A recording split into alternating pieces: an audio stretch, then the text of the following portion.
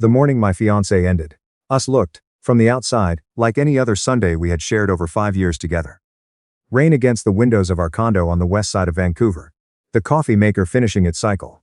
Her sitting at the kitchen island in her robe, not eating the toast she had made, not reading anything on her phone.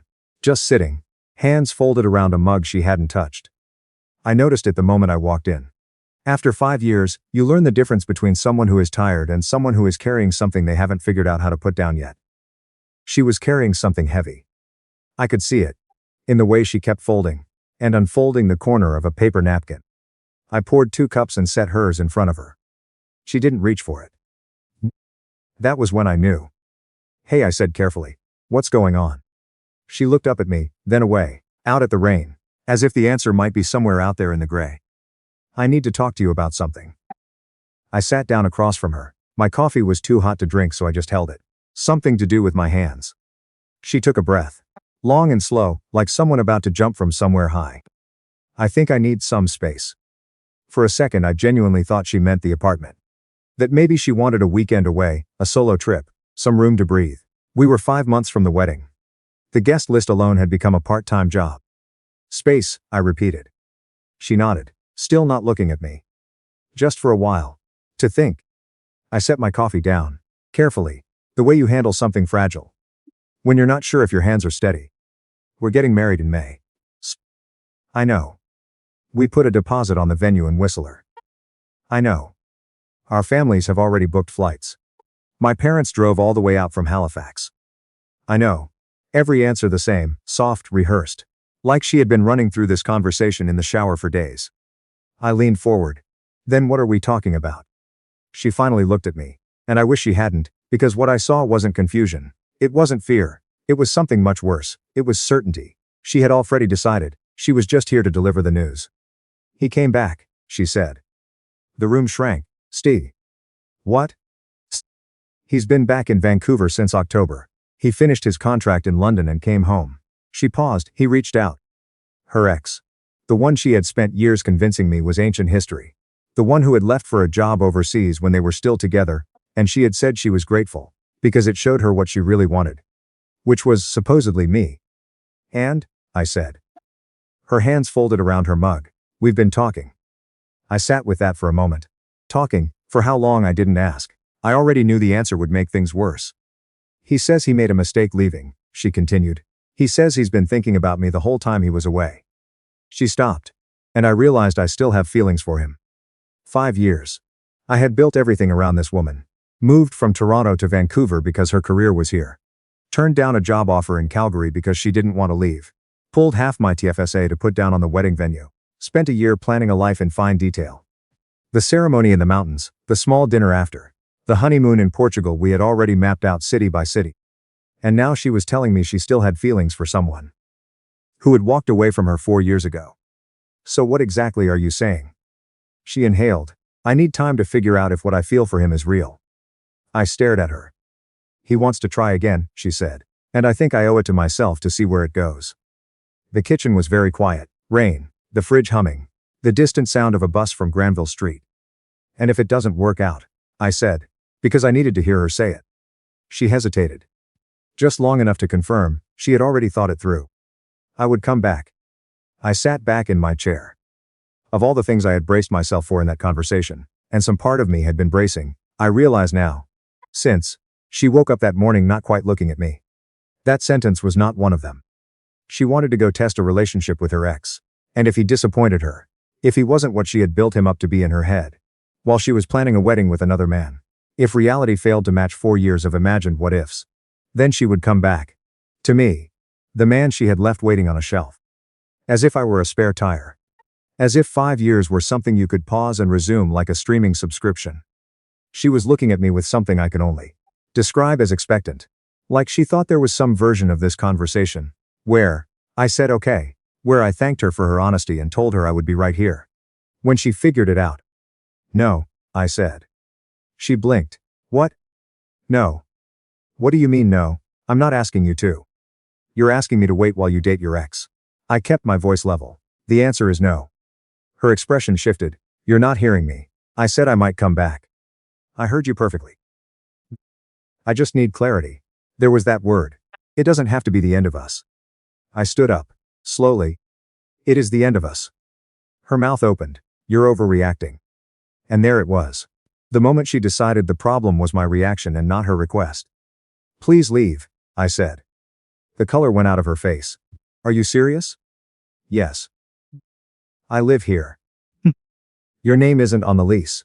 That came out quieter than I expected. You can stay with your sister until you figure out your next step. She stared at me. I could see her recalibrating. She had prepared for me to argue, to plead, to tell her I would do better, be better whatever she needed. She had not prepared for this. I walked to the hall closet and pulled out one of her large bags. The blue duffel we had used for our trip to Tofino 2 summers ago. I set it near the bedroom door without a word. She looked at it, like it had personally insulted her. You're actually kicking me out. You asked for space. I'm giving you all of it. She stood up, her voice rising now. That is not what I meant and you know it. I know exactly what you meant, I said. I'm the backup plan, the safe option. The one you return to when the exciting thing doesn't work out.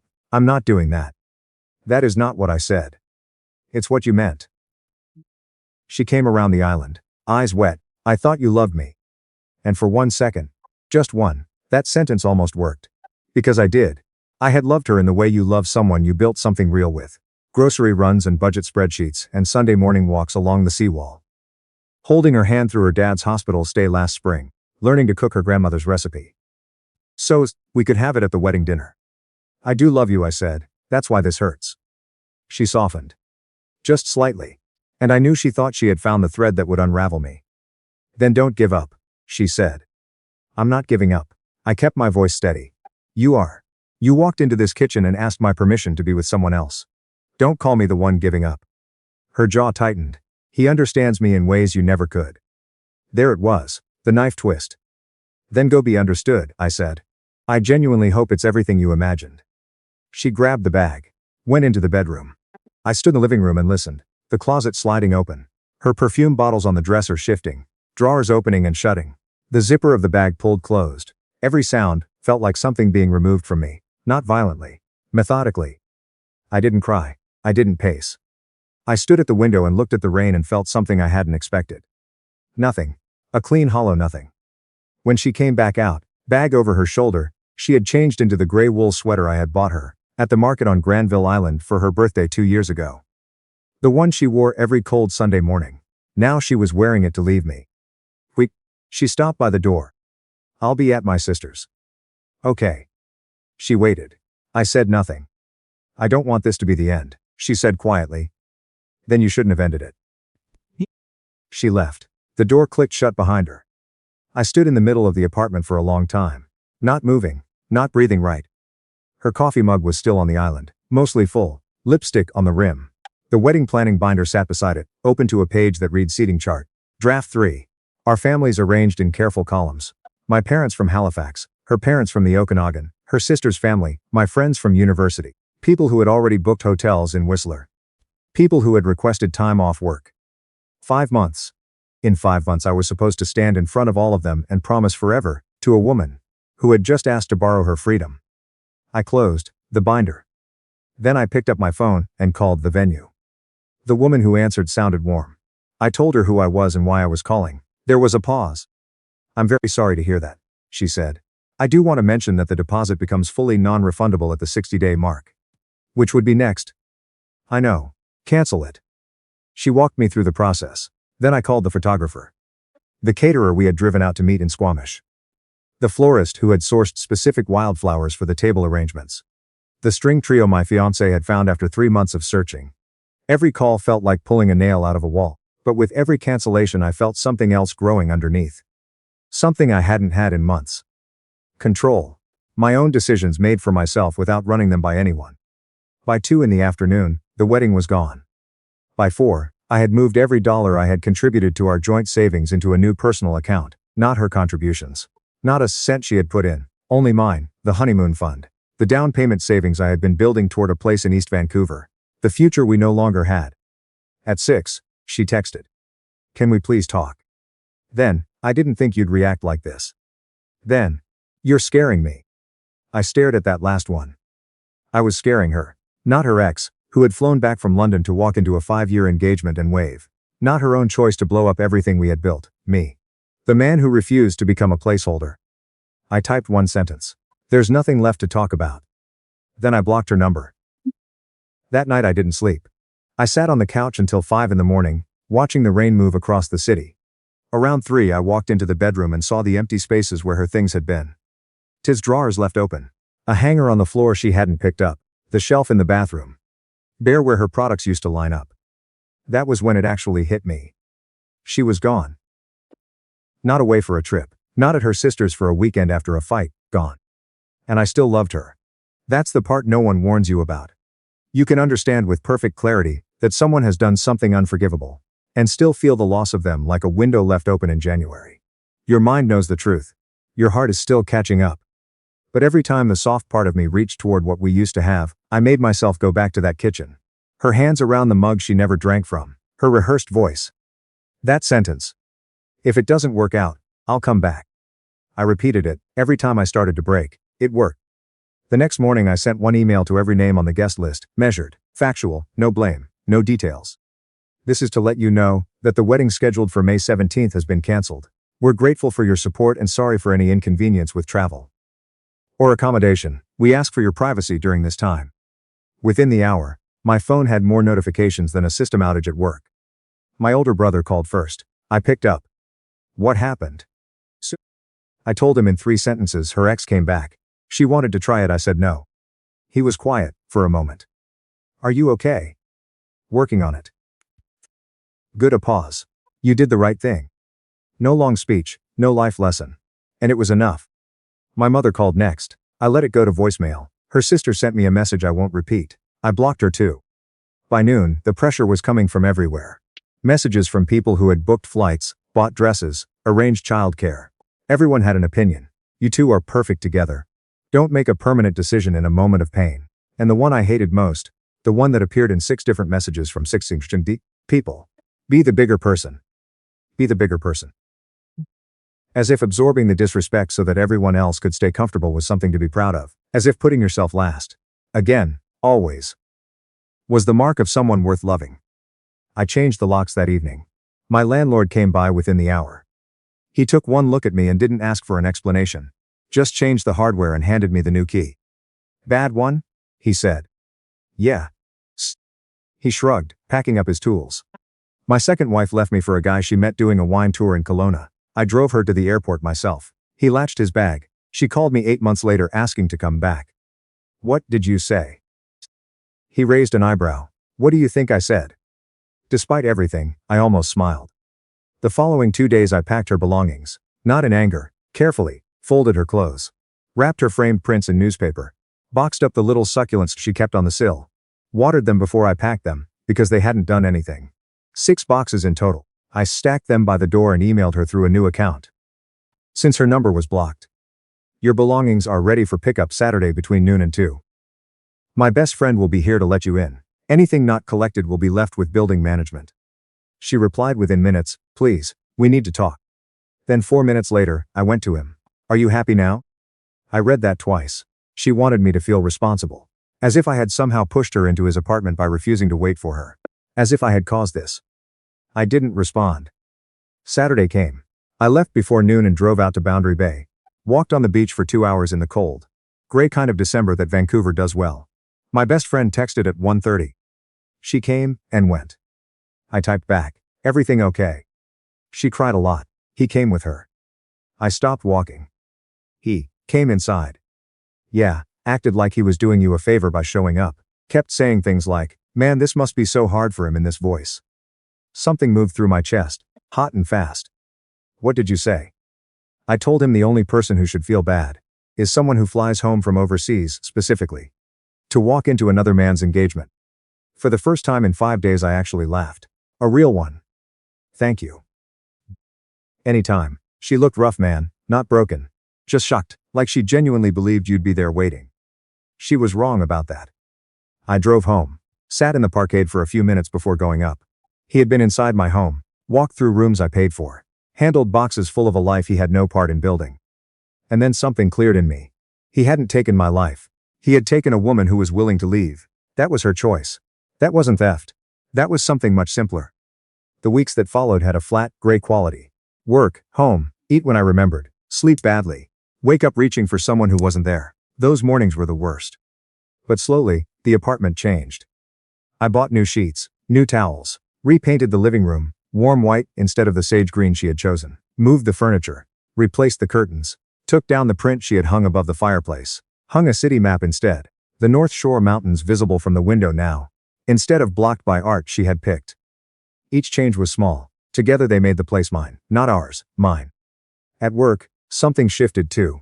I was a project coordinator at a software company downtown, and for years I had been solid and reliable. The kind of person leadership trusts with real work, but doesn't think about for promotion. That changed. With no wedding to plan, no emotional bandwidth going toward managing someone else's uncertainty, I found I had more of myself available than I had realized. I put all of it into the job. I took on a project nobody wanted. A platform migration with 6 stakeholders, 2 provinces, and a deadline that made senior people nervous. I worked late, made calls without waiting for approval, finished on time and under budget. My manager called me in on a Tuesday morning. "I want to talk about moving you into a senior role," she said. I said yes before she finished the sentence. When I got home that night, I almost called my fiancée. Old habit, your brain reaches for the person who used to be your first call, even after they became the reason you stopped sleeping. I caught myself, called my best friend instead. He picked up on the second ring. "What?" "I got promoted." Silence. Then, obviously. We had dinner at a steakhouse on Robson. Dark wood overpriced whiskey, exactly the right amount of noise. He raised his glass. To not being anyone's contingency plan. I clinked mine against his. To that. Then about 6 weeks after she left, an email appeared. Subject: checking in. I know you probably don't want to hear from me.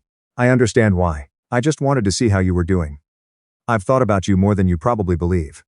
I handled everything badly. I know that. I hope you're okay. No apology in there. Not a real one. She said she handled things badly. That is what people say when they do not want to name what they actually did.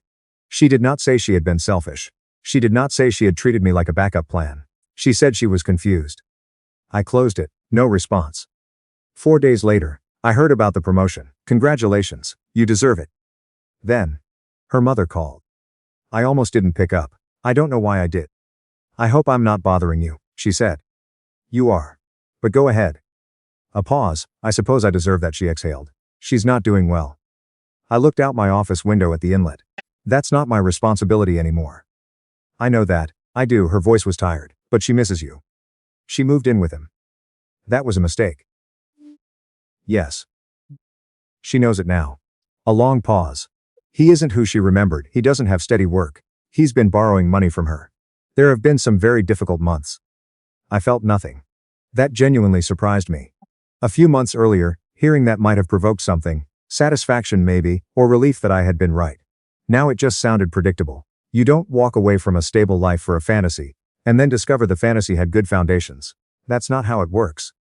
"Why are you telling me this?" I asked. "Because she made a terrible mistake."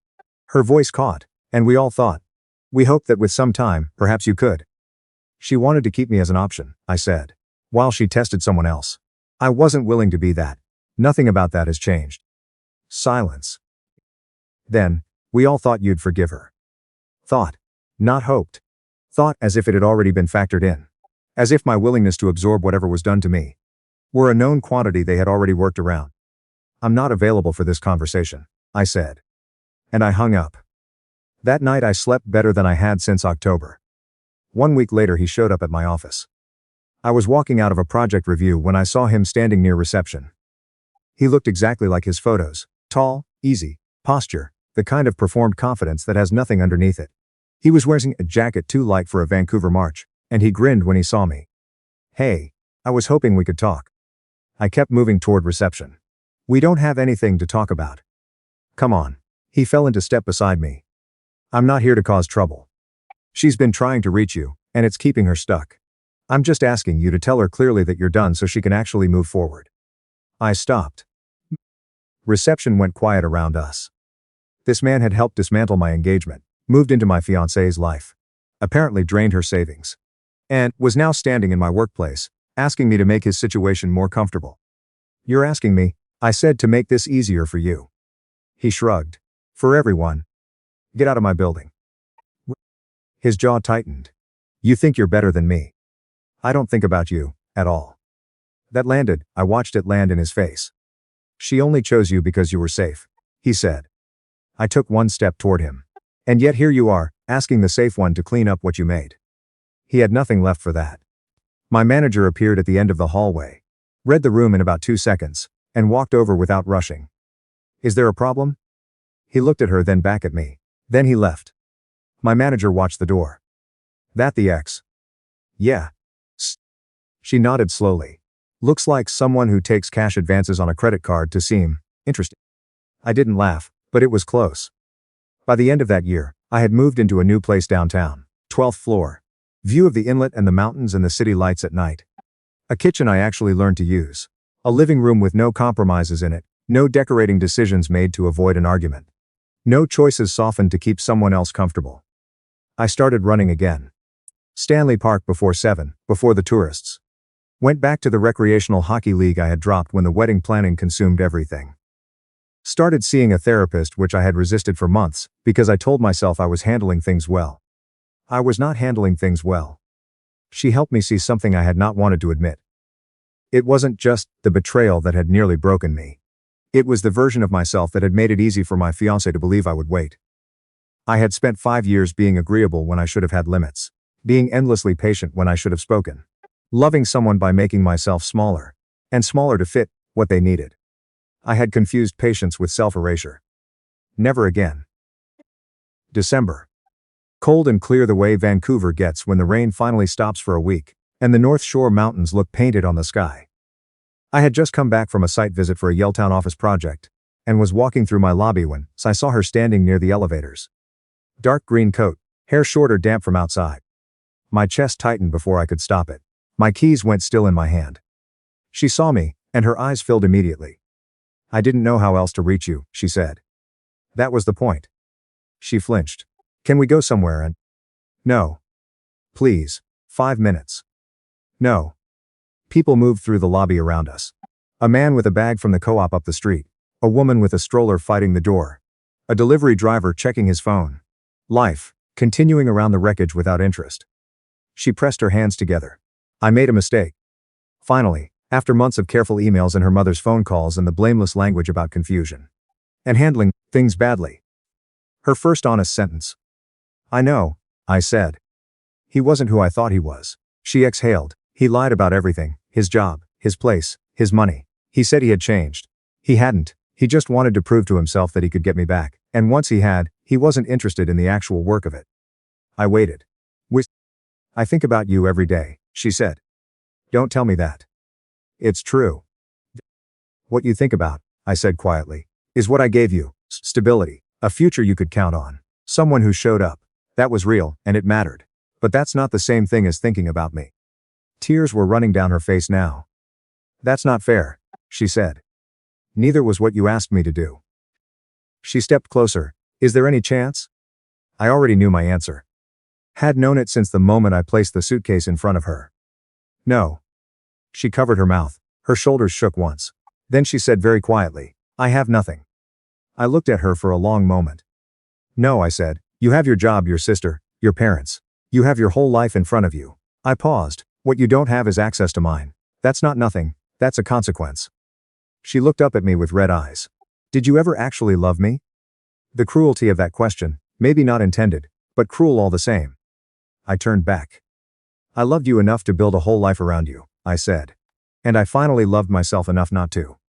I pressed the elevator button. The doors opened. I stepped inside.